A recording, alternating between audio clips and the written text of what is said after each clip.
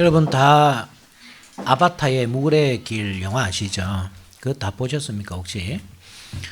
뭐 보신 분들도 계실 것이고 또 뭐 안 보신 분들도 계실 것이지만 워낙 유명한 영화다 보니까 다 들어서 알고는 계실 것입니다. 거기서 이 말하고자 하는 메시지는 간단하거든요. 사람은 어리석고 자연은 경외롭다.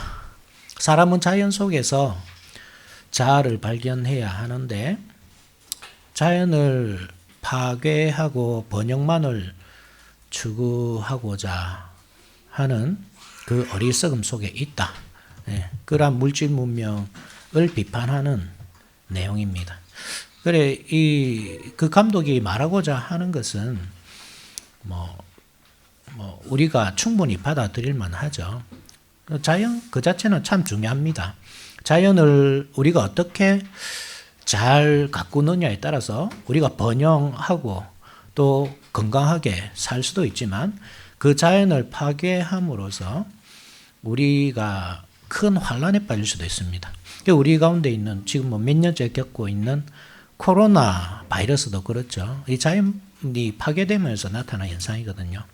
봄 되면 미세먼지가 날아올 것이고 또 해수면이 해마다 상승하고 있고 오존층이 파괴되고 있고 또 탄소가스가 계속 증가됨으로 인해서 이 기후 변화 문제가 계속 우리를 괴롭힐 것입니다.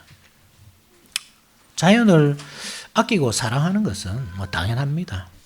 자연 만물 자체가 우리 것이 아니잖아요. 하나님께서 창조하셨고 근본적으로 하나님의 것입니다.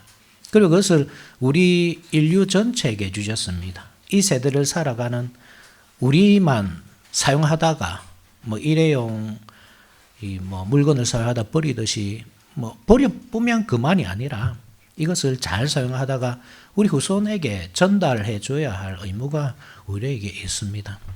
그렇다 할지라도 이 자연을 너무 또 신성시하는 것도 문제죠. 그래서 짐승의 목숨이나 사람의 목숨이나 같다. 혹은 이 짐승의 목숨이 사람의 목숨보다 더 중하다. 자연이 사람보다 더 중하다. 그런 식으로 이해하는 것도 잘못입니다. 하나님께서는 이 자연 만물을 만드시고 우리에게 주셨습니다. 생육하고 번성하고 땅에 충만하고 바다의 물고기와 하늘의 새와 땅에 움직이는 모든 생물을 다스리라고 하실 때는 물론 그것을 마음대로 파괴해도 된다는 뜻은 아니지만 또 그렇다고 그것을 신성시하여서 추앙하라는 뜻도 아니거든요. 우리는 그것을 잘 이해하고 자연을 잘 이해하고 또 잘 사용할 수 있어야 됩니다. 또 발전시킬 수도 있어야 합니다. 그것이 하나님께서 우리에게 원하는 뜻입니다. 그렇다고 한다면 우리가 그 사용법을 알아야 하겠죠. 핸드폰을 하나 사용하더라도 우리가 그 사용법을 먼저 살피잖아요. 그리고 그것을 잘 사용하려고 노력하지 않습니까? 자연 만물도 마찬가지입니다. 먼저 그 용도가 무엇인지 바르게 이해하고 사용해야 하고 그렇게 할 때 우리는 하나님께서 우리에게 주신 사명, 경작하고 지키는 그 사명을 잘 수행할 수 있을 것입니다. 예수님께서는 물론 우리 인류를 구원해 주기 위해 오셨지만 동시에 자연 만물도 구원해 주기 위해 오셨습니다. 오늘 본문이 그러한 내용입니다. 자연 만물이 하나님의 아들들의 나타남을 고대하는 이유가 무엇인가? 바로 이 구원을 소망하기 때문이죠. 물론 그것은 자연 만물이 인간처럼 이 생명 그러니까 인간의 어떤 생명과 같은 영혼이 있어서 이 구원받을 필요가 있다. 그런 뜻은 아니겠지만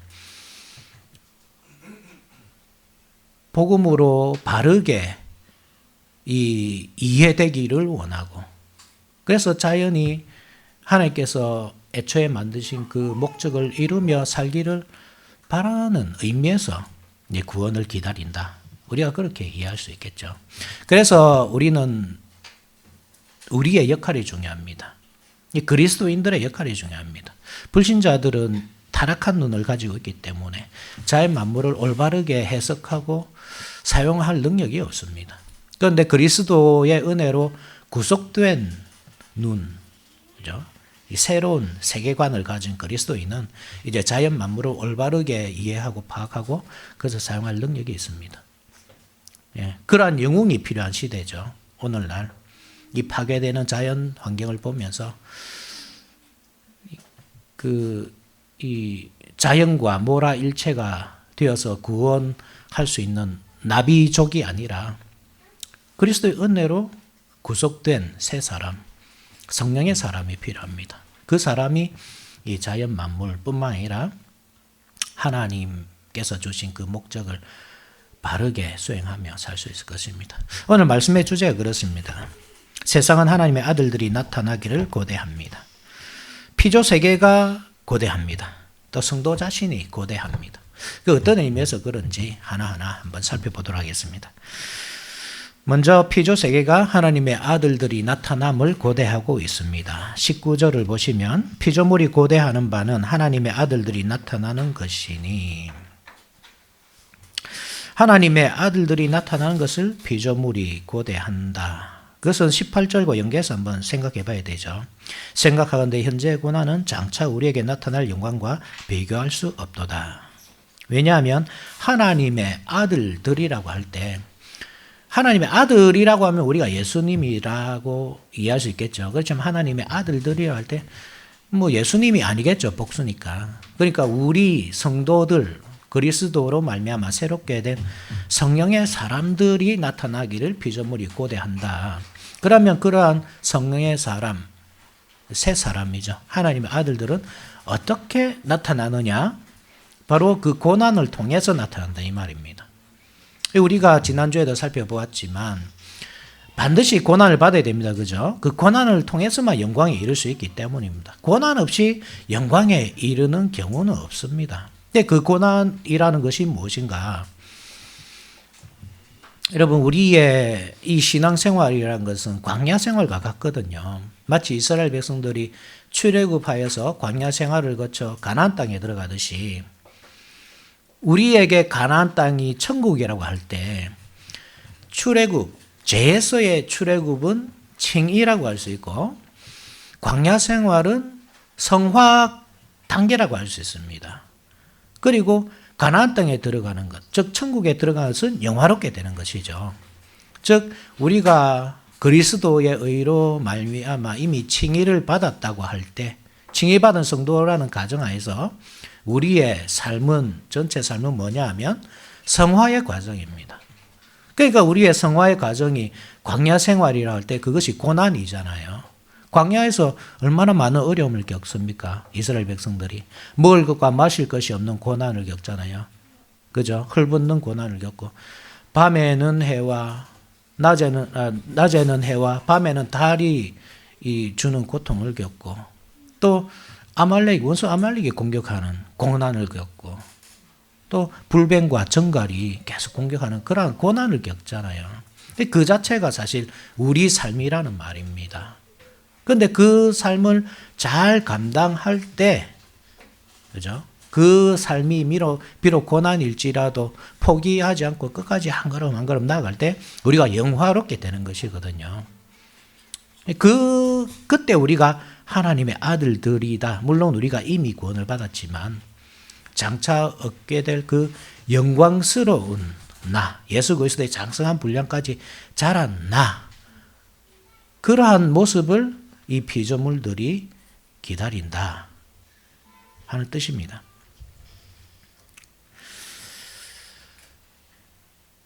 우리는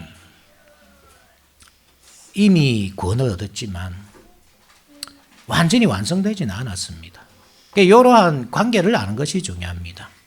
이미, 그러나 아직. 이미 구원을 얻지만 그 단계로 나아가는 과정에 있습니다. 그래서 원래대로 하면 우리가 하나님의 아들들이기 때문에, 이미 하나님의 아들들이기 때문에 이 자연 만물을 바르게 알고 이해하고 잘 사용할 수 있어야 하잖아요.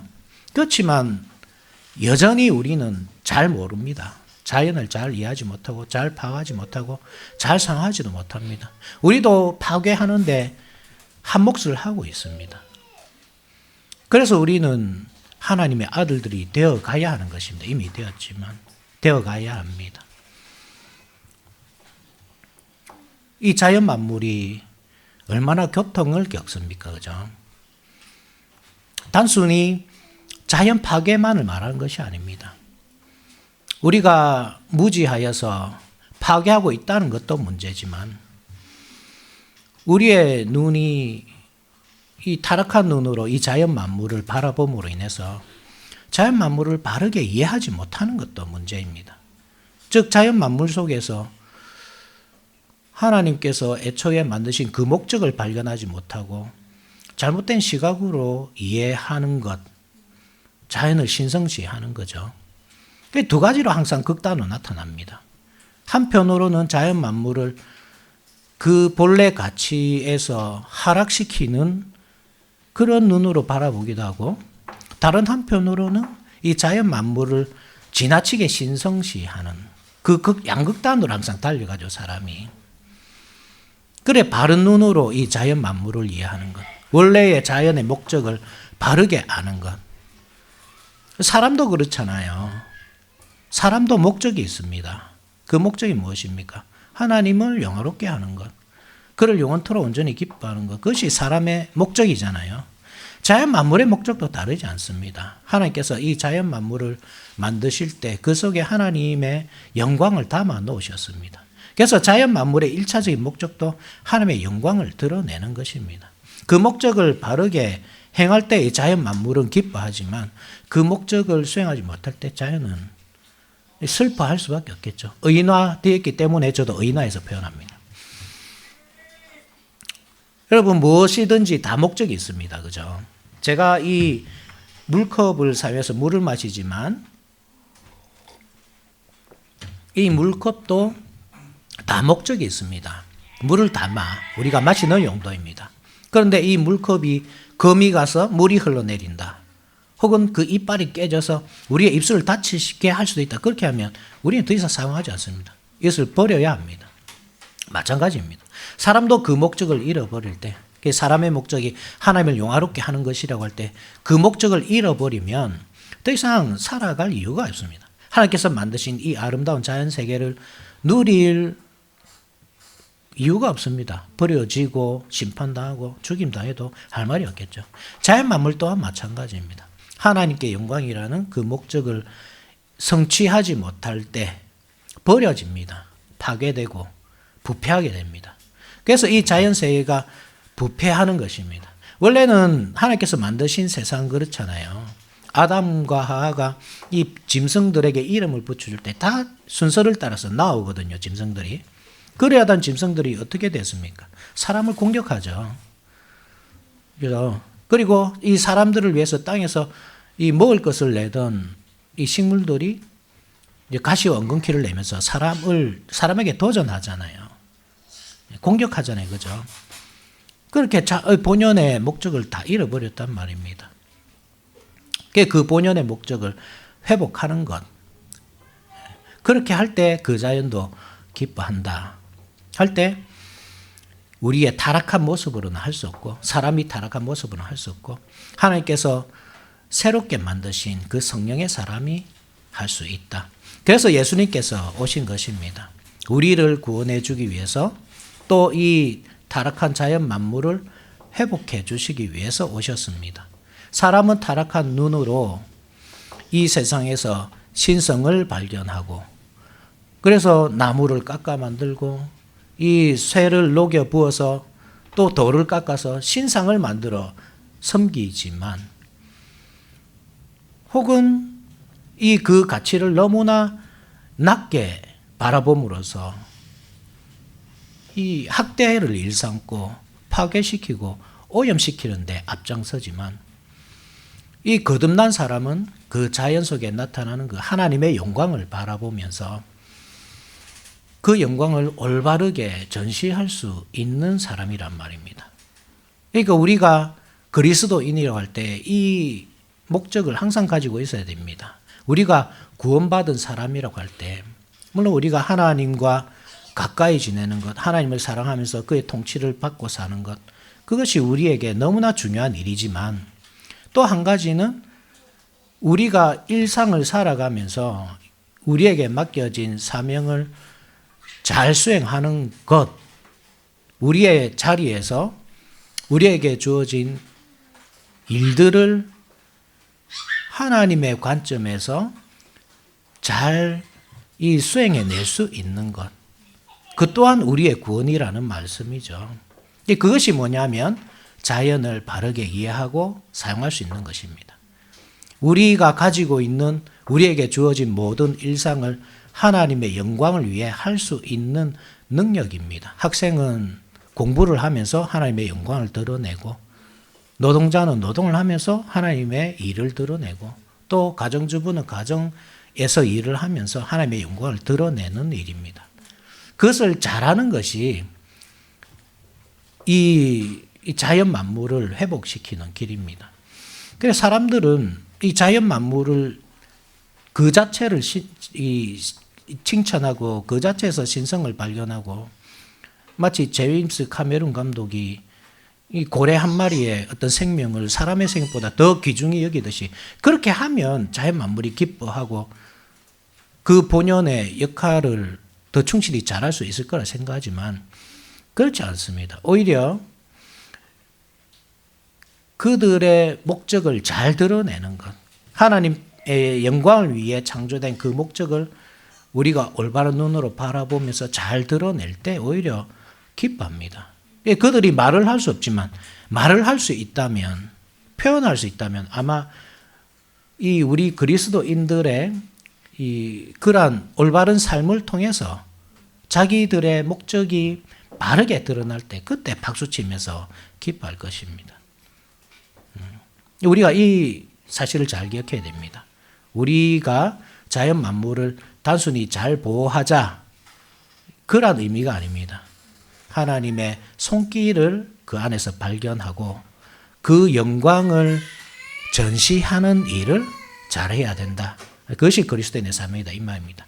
또 피조물이라고 할 때 우리가 단순히 자연 만물에만 멈추어서는 안 되는데, 이 피조물은 다른 곳을 잘 살펴보면 또 이 사람을 표현할 때도 많거든요. 같이 한번 성경을 제가 몇 구절 한번 찾아드릴게요. 마가복음 16장 15절에 보면 또 이르시되 너희는 온 천하에 다니며 만민에게 복음을 전파하라 하잖아요. 그죠? 여기 만민에게 복음을 전파하라 할 때 만민이 바로 피조물이라는 말과 같은 말입니다. 예. 그러니까 뭐 자연 만물에게 복음을 전파하라 이렇게 번역하지 않는 이유가 자연 만물에게 복음을 전파하는 게 이상하잖아요. 그죠? 그래서 여기서 이 만민에게, 피조물이라고 번역해도 되지만 만민에게 이렇게 번역하는 겁니다. 또 고린도후서 5장 17절을 보면 그런즉 누구든지 그리스도 안에 있으면 새로운 피조물이라, 이전 것은 지나갔으니 보라 새 것이 되었도다. 여기서는 피조물이라고 번역하지만 우리가 이 피조물이 사람을 가리킨다는 사실을 알잖아요. 그죠? 피조물은 사람입니다. 구약 성경도 마찬가지입니다. 창세기 49장 22절에 요셉은 무성한 가지, 곧 생곁에 무성한 가지라 그 가지가 담을 넘었도다. 식물이 의인화되잖아요. 피조물이 의인화되고 있잖아요. 시편 1편을 보면 의인을 어떻게 표현합니까? 시냇가에 심은 나무라 이렇게 표현하죠. 세례 요한은 이러한 그 근거에서 열매 맺지 못하는 나무마다 이 도끼에 찍혀서 불에 태워지리라. 우리는 그 열매 맺지 못하는 나무가 사람이라는 사실을 잘 압니다. 그죠? 이 의인화입니다. 식물의 의인화. 로마서에서 똑같습니다. 하나님께서 원가지도 아끼지 아니하셨은즉 너희도 아끼지 아니하시리라. 이게 피조물이라고 할 때 단순히 피조물만 말한 것이 아니라 그런 식으로 그죠? 식물들 또한 뭐 의인화돼서 나타난다. 성경 전체에서. 짐승들도 마찬가지죠. 그 창세기 49장에 보면 이 야곱이 아들들에게 다 이렇게 축복하는 장면이 나타나는데 거기를 보면 유다는 사자고 다는 길섭의 뱀이고 납달리는 암사슴이고 그 베냐민은 물어뜯는 일이라 그렇게 표현하잖아요. 그러니까 또 다른 이 아브라함은 이 자기의 또 다른 아들 이삭 말고 다른 아들 이스마엘을 향해서 들나귀라고 하잖아요. 그죠? 이 짐승도 그런 식으로 사용된단 말입니다. 우리 이사야서도 마찬가지입니다. 오늘 우리가 함께 살펴봤지만 이사야 11장 한번 봅시다. 이사야 11장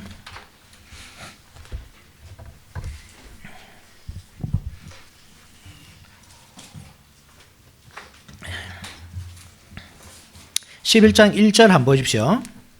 이새의 줄기에서 한 싹이 나며 그 뿌리에서 한 가지가 나서 결실할 것이요. 그렇죠? 한 싹이 난다고 할 때 이 싹이 그리스도라는 사실을 알지 않습니까? 그죠? 길게 설명하지 않아도 의인화돼서 나타나죠. 그때에 일어날 일들이 6절 이하에 나타난 겁니다. 이리가 어린 양과 함께 살며 표범이 어린 염소와 함께 눕고 송아지와 어린 사자와 살찐 짐승이 함께 있어 어린아이에게 끌리고 암소와 곰이 함께 먹고 그들의 새끼가 함께 엎드리고 사자가 소처럼 풀을 먹는 또 젖먹는 아이가 독사의 구멍에서 장난하고 젖된 어린아이가 독사의 굴에 손을 넣는 그 모든 일들이 언제 일어난단 말입니까? 이 사기라는 한 인물이 나타날 때. 그러니까 이때가 언제냐 하면 그리스도께서 오실 때잖아요. 종말에 예수님께서 재림하실 때에 실제 이 문자 그대로 일이 일어날 것입니다. 그죠? 이 사자와 어린 양이 함께 뒹굴며 노는 그러한 일이 있을 것입니다. 그렇지만 이 본문에서는 예수님께서 오시는 그 초림을 말하는 내용입니다. 그럼 예수님께서 오셨을 때 이러한 일이 있었느냐? 그렇지 않잖아요. 그래서 이것을 의인화로 봐야 된단 말입니다. 그러니까 예수님이 오시기 전에는 이 유대인들만 언약 백성으로 초청받았지만 예수님이 오신 후에는 유대인이나 이방이나 함께 교회에 초청받아서 언약 백성으로서 살아가게 될 것이다. 그런 사실을 말하는 것이죠. 짐승들을 의인화시켜서 표현하는 겁니다. 그래서 이 피조물이라고 하는 것, 우리가 오늘 본문에서 볼 수 있는 피조물이 고대하는 바는 하나님의 아들들이 나타나는 것이다 라고 할 때 그 피조물은 앞서도 밝혔지만 자연 만물을 우리가 올바르게 이해하고 사용하는 것도 포함되지만 이방인들도 포함된단 말입니다. 신자들은 이 뒤에서 나오기 때문이죠. 그죠? 나중에 두 번째 대지에서 살펴보겠지만 23절 이하는 신자들이거든요. 그래서 요 피조물은 이방인으로 보는 게 좋습니다. 그러니까 이방인들이 왜 하나님의 아들들이 나타남을 고대할까요? 그들도 고난을 받고 있기 때문입니다. 자신들만 모르기 때문이죠. 사실 고통 중에서 살아가고 있습니다. 자기들도 어떻게 할지를 모릅니다. 이러한 방책을 내놓고 이러한 정책을 내놓고 해도 어떻게 할 줄을 모릅니다. 이 세상은 마지막을 향해 달려가고 있습니다. 그래서 하나님의 아들들이 나타나서 사람의 길을 가르쳐 줄 수 있어야 됩니다. 어떻게 이 자연 만물을 사용하고 그래서 이 자연 만물을 올바른 길로 이끌지 가르쳐 줄 수 있어야 됩니다. 하나님의 백성들이. 그뿐만 아니라 하나님의 아들들이 나타날 때 그들에게 무엇보다 중요한 기회를 제공할 수 있잖아요. 그들이 멸망의 길을 걸어간다고 할 때 그 어떻게 이 멸망에게서 돌아서겠습니까? 하나님의 아들들이 그 구원의 길을 잘 가르쳐 줌으로써 회복될 수 있는 것이죠. 그래서 정리하자면 이 두 가지입니다. 그죠? 피조물이라 할 때 그것은 첫 번째로 자연 만물 그리고 또 이방인들 그들이 다 하나님의 아들이 나타남을 기다린다. 그래서 이 세상을 영화롭게 할 뿐만 아니라 영화로운 길로 이끌어 가기를 인도하기를 바란다. 그래서 우리는 이러한 사명을 가지고 우리는 영화롭게 되어가야 합니다. 하나님의 자녀지만 더 성령 충만한 삶으로 나아가야 합니다. 그것이 우리의 사명입니다. 18절을 한 번 더 봅시다. 18절 시작. 생각하건대 현재의 고난은 장차 우리에게 나타날 영광과 비교할 수 없도다. 지금 우리는 고난입니다. 그죠? 우리의 삶 자체가 광야 생활이기 때문에 고난입니다. 그렇지만 장차 우리에게 나타날 영광, 우리가 하나님의 아들들로 거듭났을 때, 그리스도의 장성한 분량으로 자랐을 때 나타날 그 영광, 그것은 무엇과도 비교할 수 없기 때문에 우리는 고난을 달게 받아야 하는 것입니다. 이 쉽지 않죠. 그죠? 예. 우리가 앞서도 밝혔지만 이 광야 생활 자체가 그렇습니다. 여러 가지 어려움들이 계속해서 우리에게 닥칠 수밖에 없습니다. 불변과 정갈이 있고, 낮에는 더위에, 밤에는 추위에 시달려야 하고, 목마르고 배고픈 것, 또 아말렉이 공격하는 것, 그 모든 어려움들을 다 극복해야만 갈 수 있거든요. 그렇다고 우리가 애굽에 남아 있을 수 있습니까? 애굽에 고기 가만 곁에 있으면 좋잖아요. 먹을 것도 있고 마실 것도 있고 따뜻한 불도 쬐면서 행복하게 살 수 있잖아요. 그렇지만 그 세상은 곧 멸망이라는 사실을 알기 때문에 우리는 그 모든 고난을 예상하면서도 이 성화의 길을 걸어간다는 말입니다. 그래, 그것이 우리 노력이 아무 의미 없는 것이 아닙니다. 그렇게 할 때에 우리가 영화롭게 드러날 뿐만 아니라 우리가 살고 있는 이 세상, 그리고 불신자들에게도 선한 영향력을 미쳐서 그들도 영화로운 길로 이끌기 때문입니다. 그러한 소망을 가지고 우리는 계속 이 성화의 길을 걸어가야 합니다. 두 번째, 성도 자신이 또한 하나님의 아들들이 나타남을 고대한다는 내용인데 23절 같이 한번 읽어볼까요? 23절 시작. 그뿐 아니라 또한 우리 곧 성령의 처음 익은 열매를 받은 우리까지도 속으로 탄식하여 양자될 것 곧 우리 몸의 속량을 기다리느니라. 성령의 처음 익은 열매 할 때 이 첫 열매는 그리스도시죠. 그죠? 첫 열매. 이게 어떤 의미에서 첫 열매입니까? 초실절의 첫 열매거든요. 그러니까 옛날 이스라엘 백성들이 이 겨울이 지나고 봄이 되면 땅에다 씨를 뿌립니다. 그죠? 그 씨가 이 싹을 틔워서 이 땅을 뚫고 올라가잖아요. 그 연약한 싹이. 우리가 이사야 11장에서 살펴봤듯이 한 싹이 이렇게 싹 올라오잖아요. 그것을 하나님께 드립니다. 이게 초실절입니다. 그것이 하나님께 드려질 때에 우리 또한 그 안에 있는 우리 또한 드려지는 것이거든요. 눈에 보이지 않죠. 싹이기 때문에. 그죠? 그렇지만 거기에 우리도 다 연결되어 있습니다. 그러니까 싹이 하나님께 드려질 때, 초실절 첫 열매가 드려질 때 우리에게도 주어지는 겁니다. 성령의 형태로. 그죠? 성령으로 우리에게 오시는 겁니다. 그래서 두세 사람이 내 입으로 모인 곳에는 나도 그들 중에 있느니라 하는 말씀이 성취되는 것입니다. 성령께서 오심으로써. 성령께서 오신 이유가 뭐란 말입니까? 첫 열매로 드려지신 그 예수님과 우리가 연합되어서 우리도 또한 첫 열매로 드러나게 하려는 목적이란 말씀이죠.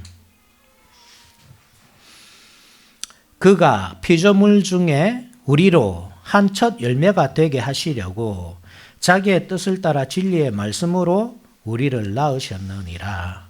진리의 말씀으로, 진리의 성령으로 우리를 낳으셨느니라. 우리를 첫 열매로 드리게 하기 위해서.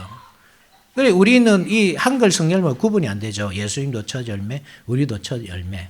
그런데 그 차이가 있습니다. 예수님은 초실절의 첫 열매입니다. 그 싹을 드리는 것입니다. 우리는 오순절의 첫 열매입니다. 오순절이 원래 이름이 세 가지잖아요. 그죠? 오순절, 칠칠절이라고 하고 또 맥추절이라고 하기도 하거든요. 6월절로부터 7주 만에 이 시내산에 도착했다 해서 칠칠절이라고도 하고 또 보리의 첫 번째 열매를 드린다고 해서 맥추절이라고도 하는 것입니다. 그래서 예수님께서 첫 열매 이삭으로서 하나님께 드려졌다고 할 때에 우리는 그 이삭으로부터 연결되어서 많은 열매가 되어서 하나님께 드려지는 겁니다. 그래서 우리는 맥추절의 첫 열매가 되는 것입니다. 오순절의 첫 열매. 오순절날 성령이 오신 이유를 알겠죠. 우리와 연합하시면서 우리가 첫 열매가 되어 하나님께 드려지도록 하는 것입니다. 우리는 애초에 하나님께 드려질 수 있는 인물이 아닙니다. 우리는 죄인이고 하나님은 죄를 너무나 싫어하시기 때문입니다. 이 죄 문제가 해결돼야 되는데 그게 어떻게 가능한가? 우리는 독자적으로 열매 맺을 수가 없죠. 그리스도 안에서. 그죠? 그리스도와 연결될 때 그때 우리는 열매를 맺을 수 있습니다. 그리고 하나님은 그 열매를 받아주십니다. 그러한 의미에서 우리가 그리스도가 첫 열매이고 우리 또한 첫 열매입니다. 계속 보십시오. 성령의 처음 익은 열매를 받은 우리까지도 속으로 탄식하여 양자 될 것고 우리 몸에 속량을 기다리느니라. 우리가 양자 될 것 그리고 속량 받을 것을 기다리느니라 하잖아요. 그런데 이것은 이미 받은 것 아닙니까? 그죠? 이미 받았습니다. 이것은 14절에 우리가 봤지만 여기 로마서 8장 14절 한번 보십시오. 무릇 하나님의 영으로 인도함을 받는 사람은 곧 하나님의 아들이라. 이미 받았잖아요. 그죠? 이미 양자가 되었습니다. 이미 속량도 받았습니다. 로마서 3장 24절 한번 보십시오. 로마서 3장 24절. 그리스도 예수 안에 있는 속량으로 말미암아 하나님의 은혜로 값없이 의롭다 하심을 얻은 자 되었느니라. 이 양자도 되었고 속량도 받았습니다. 그런데 왜 우리가 양자 될 것 또 속량 받을 것을 기다린다고 합니까? 그래 이게 아까도 말씀드렸다시피 이미 이루어졌지만 아직 완성되지 않는 그 원리에서 이해를 해야 되는 겁니다. 우리는 이미 양자가 되었고 이미 속량도 받았습니다. 그렇지만 여전히 그 과정 중에 있습니다. 계속 속량 받아가야 됩니다. 완성을 향해 나아가야 됩니다. 그렇죠? 그러니까 우리에게 가장 힘든 것, 이 광야 생활을 견디는 일 중에 가장 힘든 것이 우리는 단순히 이렇게 생각할 수 있잖아요. 불뱀이 가장 힘들다. 혹은 추위가 가장 힘들다. 더위가 가장 힘들다. 먹을 것이 없는 게 가장 힘들다. 그런데 사실 가장 힘든 것은 우리 앞에 나타나는 그런 장애물이 아니라 그 장애물을 넘을 힘이 없는 우리 자신이 가장 힘들거든요. 불신자라고 해서 여러분 행복한 삶을 산다고 생각하시면 안 됩니다. 애굽에 남아있는 사람들도 그 고된 노역에 시달립니다. 문제는 우리가 그 고난을 극복할 수 있는 힘이 없다는 것인데 우리 본성에서 무슨 그런 힘을 내겠습니까? 우리 타락한 본성이. 그래서 정말 중요한 것은 성령이 오시는 거거든요. 성령을 경험해야 됩니다. 성령 충만함.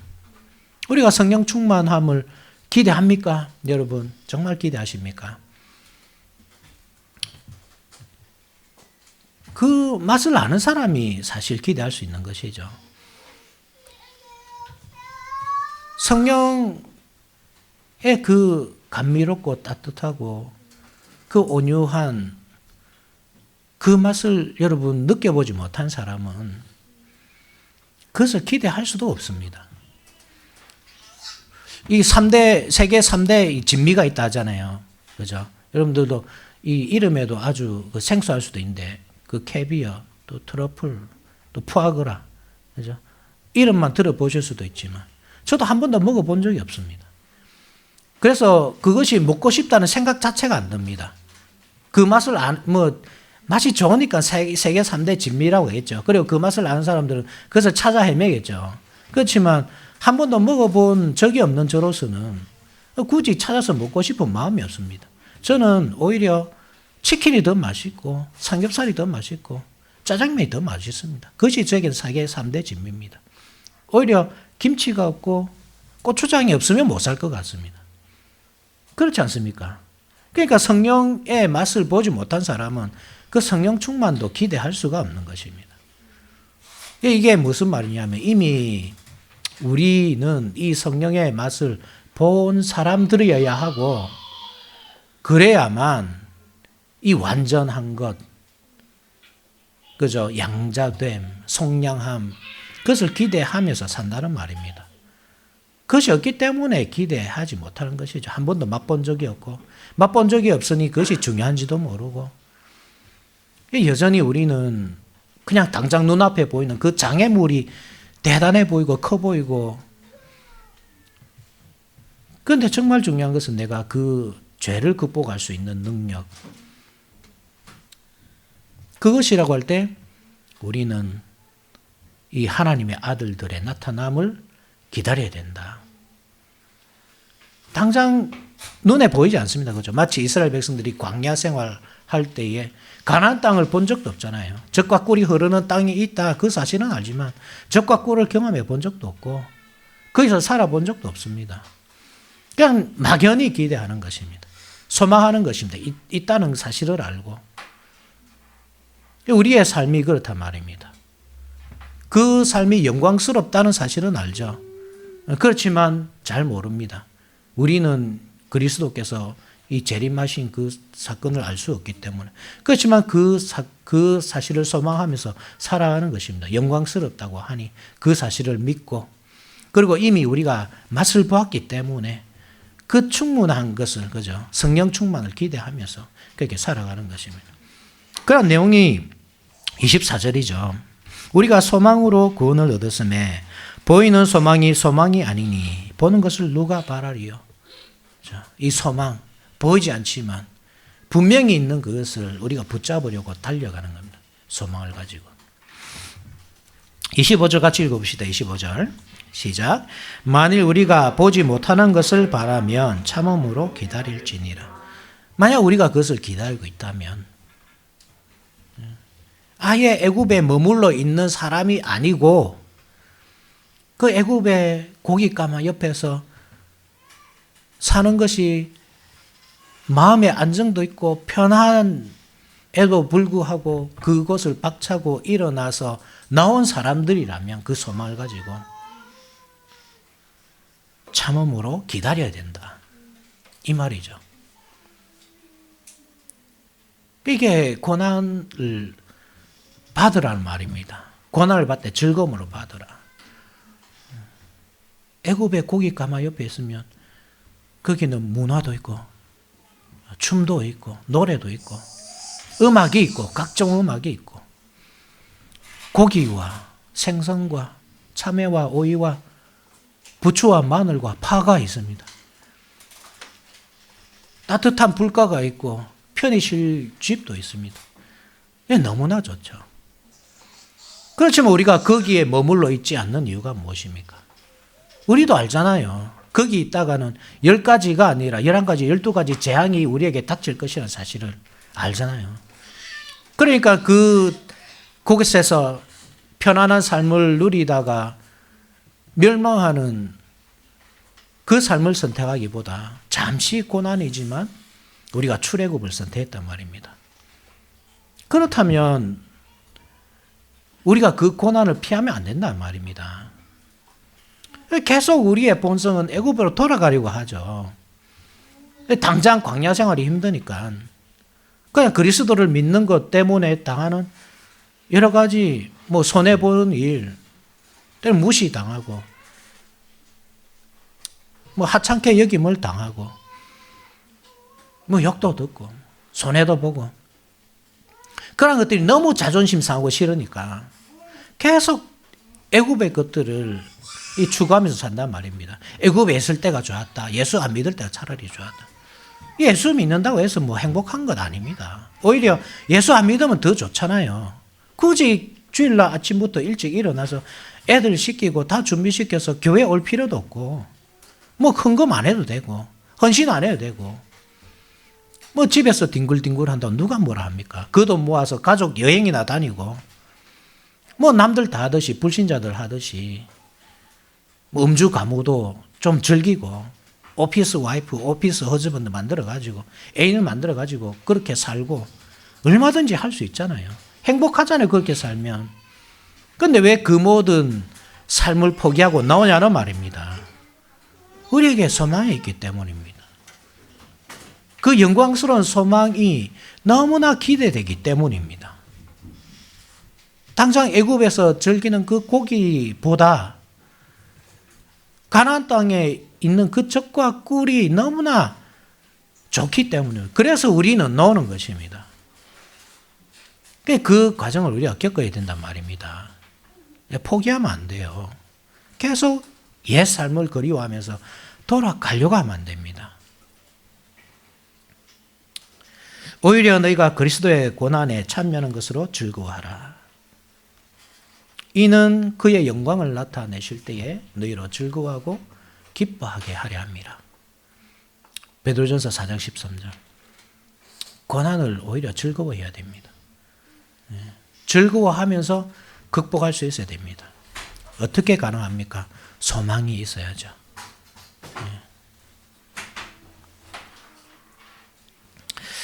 22절을 한 번 더 봅시다. 22절 한번 보십시오.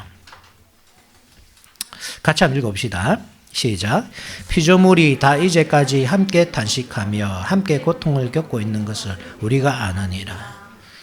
함께 고통을 겪고 있다 할 때 이 고통이 뭐냐면 산통입니다. 산통. 그러니까 자연 만물, 피조물들이 뭘 하고 있느냐? 하나님의 아들들을 탄생시키기 위해서 산통을 겪고 있다. 자연 만물이 산통을 겪고 있다고 할 때 우리 또한 마찬가지입니다. 우리가 겪는 고난 또한 산통입니다.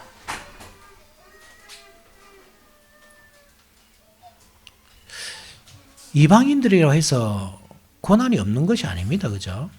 애굽에 머물러 있어도 그에게는 고된 고난이 기다리고 있습니다. 고된 노동이 밤낮으로 주어집니다. 광야 생활하는 우리도 고난을 겪습니다. 고통 중에 있습니다. 세상 사람들이 나름대로 행복한 삶을 살고 있다 하지만 누구나 그렇게 말하잖아요. 삶은 고난이다. 삶은 고생이다. 그렇게 말하지 않는 사람이 있습니까? 근데 실제로 삶은 고난이기 때문에 그렇습니다. 그러면 불신자가 겪는 고난과 우리가 겪는 이 고난이 무엇이 다릅니까? 불신자들이 겪는 고난에는 소망이 없거든요. 소망이 없습니다. 그냥 그 고생스러운 삶을 살다가 그 고생을 조금 이렇게 완화시키기 위해서 좀 행복한 것도 추구해보고 이것저것 해보다가 그냥 죽음으로 가는 것입니다. 죽어서 무덤이라는 감옥에 갇혀 있다가 나중에 그 죄된 몸으로 부활하여서 영원한 심판 가운데 버려지는 것. 그것입니다. 그러니까 고생인데 태어나서부터 죽기까지 죽고 난 이후에도 그 삶 전체가 고생인데 거기에는 소망이 전혀 없는 것입니다. 그런데 그리스도인은 고난이라고 하지만 그리스도를 믿는다고 해서 좀 살림살이가 나아지고 행복해진 것은 아니라고 할지라도 무엇이 있다는 말입니까? 소망이 있는 것입니다. 뭐냐 하면 그것이 그냥 고난이고 산통이기 때문입니다. 이 산통을 통해서 새로운 사람이 태어날 것을 알기 때문입니다. 새로운 사람이 태어날 것입니다. 여러분. 산통이 더 극심할수록 이제 태어날 때가 되었습니다. 새 사람이 올 때가 되었습니다. 우리가 새롭게 될 때가 되었습니다. 물론 그리스도께서 오실 때야 영화롭게 되겠지만 우리는 계속 한 걸음 한 걸음 그리스도의 장성한 분량까지 자라간다고 할 때에 우리가 겪는 고난이 극심하면 극심할수록 우리는 더욱 새롭게 거듭난 사람이 됩니다. 이 소망으로 우리가 고난을 견딘다는 말입니다.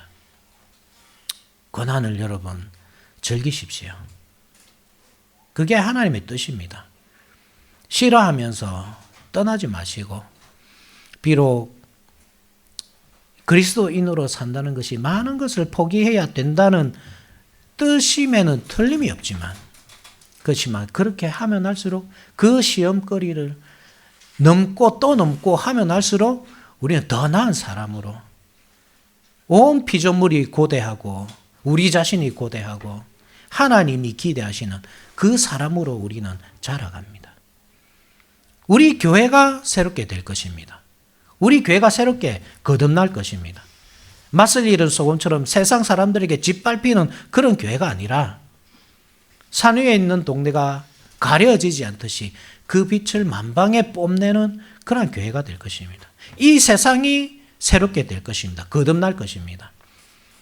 하나님의 말씀이 무시당하고 그리스도인들이 괄시를 받는 그런 세상이 아니라 하나님의 살아계심을 인정하는 세상, 그 통치를 귀하게 여기고 받아들이는 그리스도인이 인정받는 그러한 세상이 될 것입니다. 우리가 거듭날 때 가능합니다. 우리가 새로운 사람이, 성령의 사람이 되어야만 가능합니다. 그러니 지금 당장 우리에게 눈앞에 있는 그 고난에 흔들리지 마시고 그 고난을 싫어하여서 불신자처럼 되지 마시고 오히려 더욱 그 고난을 즐기면서 새 사람이 될 나를 기대하면서 고난을 믿음으로 극복해내는 그렇게 하나님의 기대하시는 새 사람으로 거듭나는 저와 여러분들이 됩시다. 아멘.